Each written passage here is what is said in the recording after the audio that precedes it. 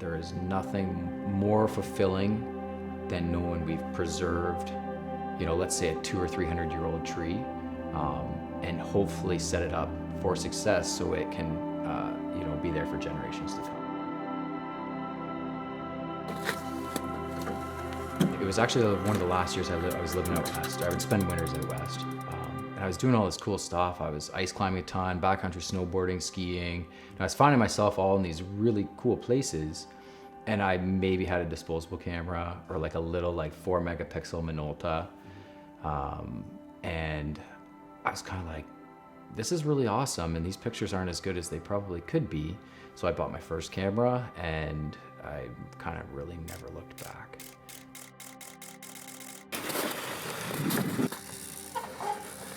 There's something powerful and pure with working with your hands closely with nature.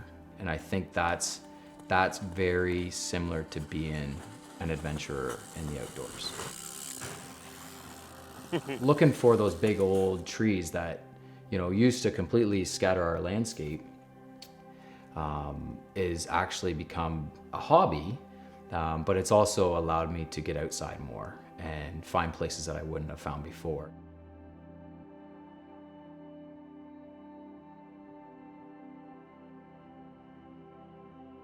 Right now, with climate change and our trajectory, we're getting kind of towards that tipping point of no return, right? So, you know, I think people want to care.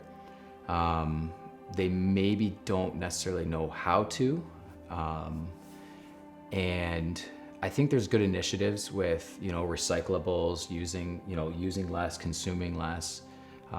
And that's good, that's cutting what we're consuming, so it slows that trajectory, but it doesn't start recurving it, right? And that's where, being an arborist, I understand that, you know, the importance of trees. Even just looking at tree planting, like planting trees is probably one of the easiest ways to combat climate change, right? And to not just to halt that and to not just to halt that and slow that trajectory down, but to actually start to replenish. And that's super important.